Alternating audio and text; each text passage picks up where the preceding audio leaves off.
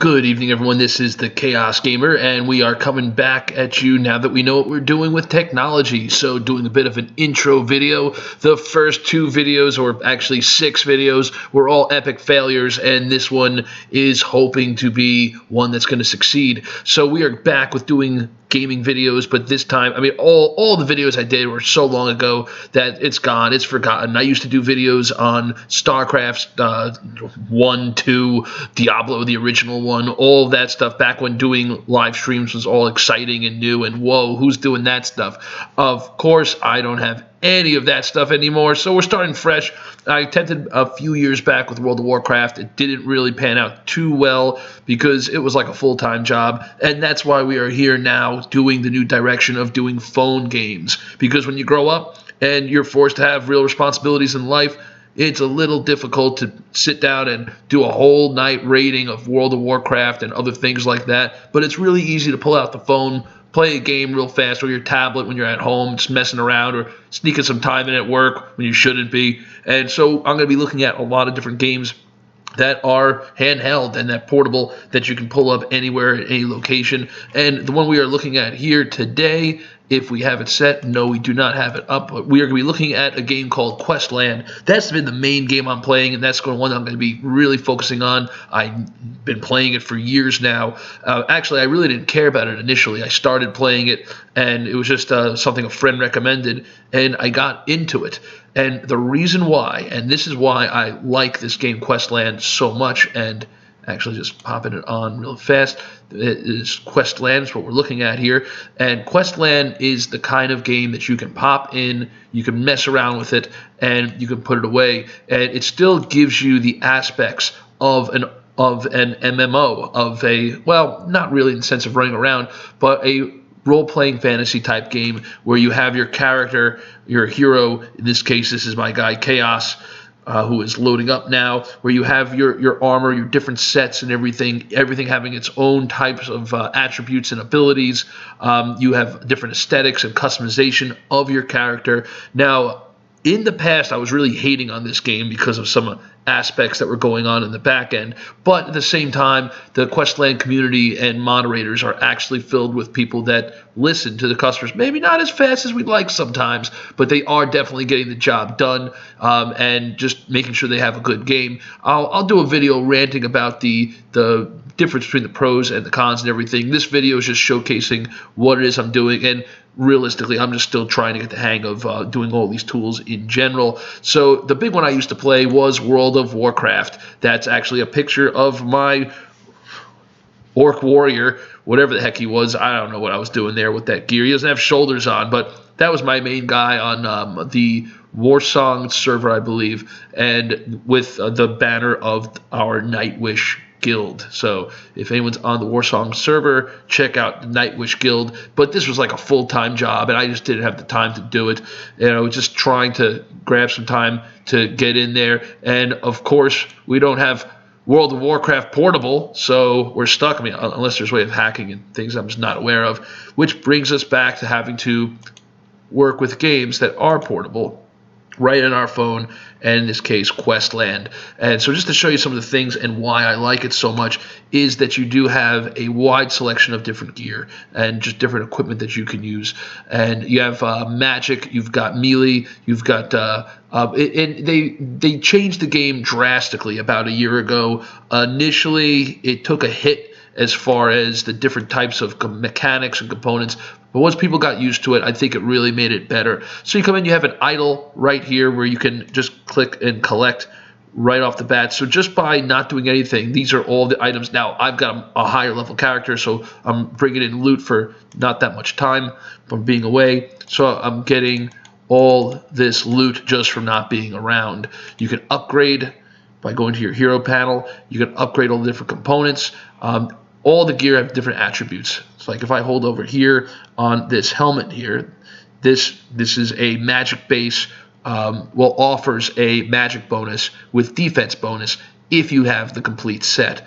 So it offers that similar aspect that you get from a role-playing game like World of Warcraft, like Guild Wars, or any one of those type of games, so that you have that. we have the gear, and you have your inventory. Mine's been expanded because I've grown it since. And you can combine gear, make gear stronger, turn it into artifacts, level up the gear, and actually my storage is loaded, so I really need to fix that. I have a little view of my stats on top. You can collect parts.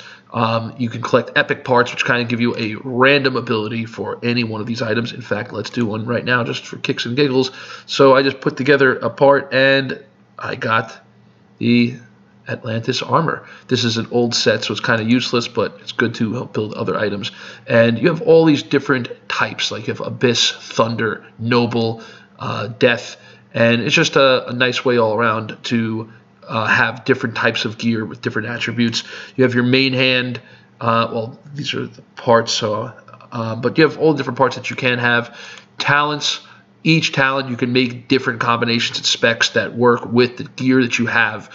Right now, this is a blue favoring type of build, and the weapon I have is, well, this weapon combination is a common one right now for blue, so that you build up your blue abilities and can really just nuke somebody with your chilling cold.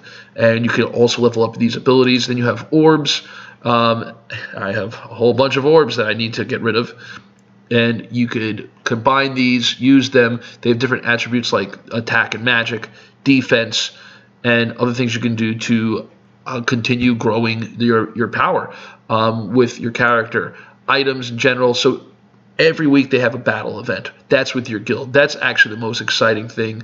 And I'm going to do individual videos about all of this later on. Again, this is just a getting my feet wet into this and getting back into doing the videos. So you get things for the battle event. And these are items that will be removed when the next event starts. So these are the ones I had left over. Looks like I did a pretty bad job of using my tickets this past battle event. You want to try to get those down to 0. And then you have other items like Energy Stew. So if you run out of turns, you can use it and get more turns. Like most phone type games, you have limited moves to do, then you have to wait before you do more moves, depending upon what type of play, if it's a campaign or arena and other items. I've got different keys, and I've got a lot of gear schemes, and these are to get more gear equipment. You also have a collection set. So the collection set gives you additional passive bonuses. So you have a health bonus, magic bonus, armor bonus, melee, and I think I said them all. And if I click and hold, just like before, this is showing how if you put the gear together and are matching, you get these bonuses of having, in this case, 30% more on your attack. You have a collection 1 and collection 2 that I think is unlocked at level 40, things to reach out for. And your other panels, you have your campaign, and this is the main story. And I'm actually at some point going to create a new character and just run the story right from the beginning so you can all see what it's all about.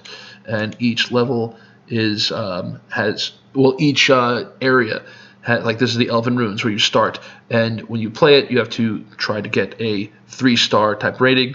I'm just going to click this just for kicks. It's going to be stupid easy because I'm way overpowered for this, but just to show what the gameplay is and with the puzzles.